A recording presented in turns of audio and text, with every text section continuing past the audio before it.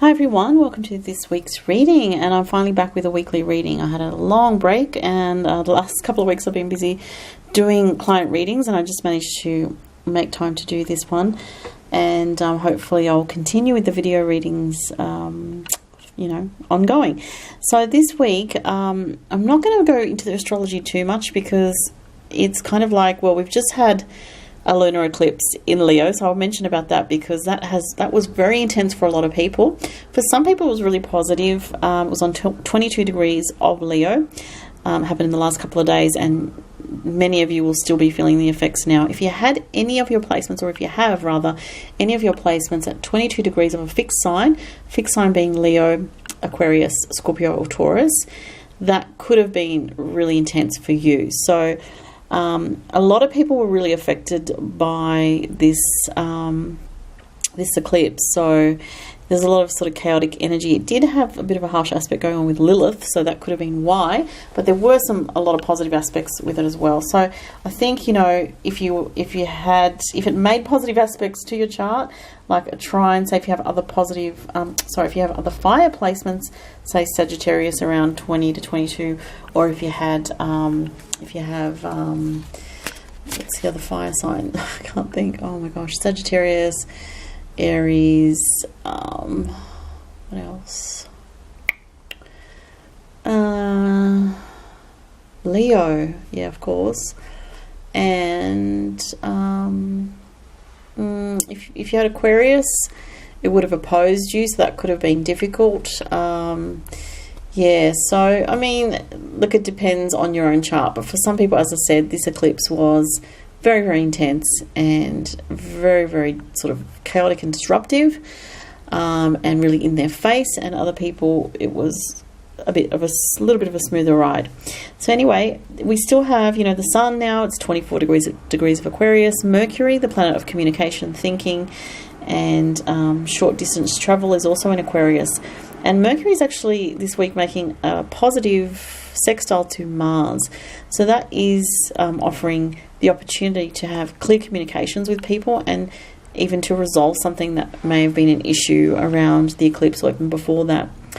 Just one thing about Lilith I want to mention, because I noticed Lilith is now on a very late degree of Scorpio, and that's significant because it's the anaretic degree. And so when Lilith, or you know, any significant planet or asteroid, Lilith is not a planet, but it's an asteroid, and it's on 29 degrees of Scorpio. If that is opposite to, say, you've got anything of Taurus 29 degrees, Leo 29 degrees, Scorpio 29 degrees, or Aquarius 29 degrees, this could be affecting you quite harshly at this time. You know, if it's, say you've got Scorpio sun or rising or moon at 29 degrees and Lilith is conjuncting that right now, you could be feeling very intense emotionally.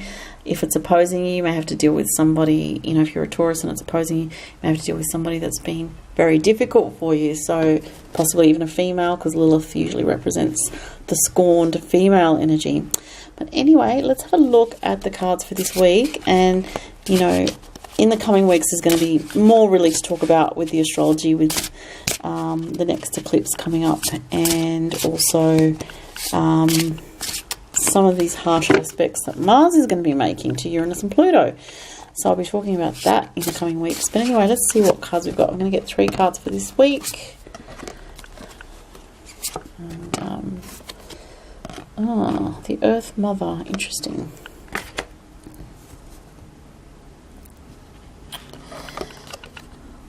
The 6 of Cups. Oh, the 3 of Swords. Not a happy card.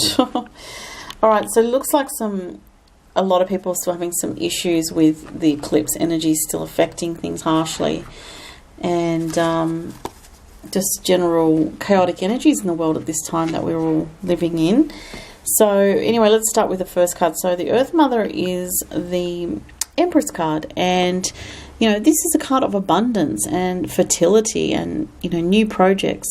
Obviously this woman here is pregnant, so it can be literal pregnancy, or it can be someone that you know that's pregnant, or it can be more figurative, metaphorical, that, you know, there's something blossoming in your life, something that's new, and it's something that you can nurture and look after. And it could be a project, It could be, you know, just something new coming to your life, basically. And it's, you know, potentially has a lot of abundance that it can bring in happiness to your life. So the next card is the Six of Cups. So for some people, there's a connection with the past here, and reconnecting with something from your past that is fruitful. So I'm sort of looking at it in relation to, obviously, the first card here.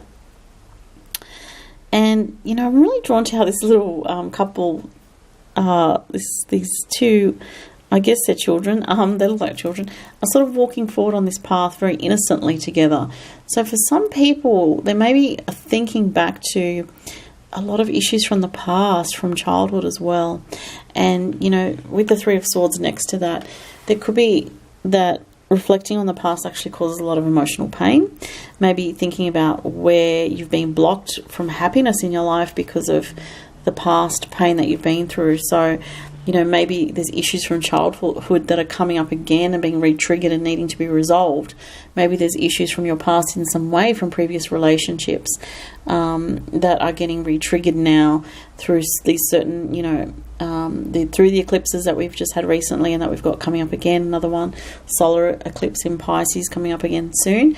So, yeah, it could be that there's sort of a wounded feeling this week that comes up, or a feeling of upset, or just a feeling that an emotional situation just doesn't feel, you know, doesn't feel right, doesn't feel positive for you. And there's a bit of sadness with this, I feel. Unfortunately, you know, it's not the most positive situation when you have the Three of Swords. But what I do get that is positive is that there is an opportunity for healing and for forgiveness, whether it's forgiveness of yourself or others around you. And it's like not all is not lost is what I want to say with this. So there has been a falling out with somebody or a difficulty with somebody recently. It's, you know, I'm drawn to the Swan here, and there is some feeling of hope. Even though she looks quite forlorn there, she might be feeling quite down, or, you know, whoever this represents.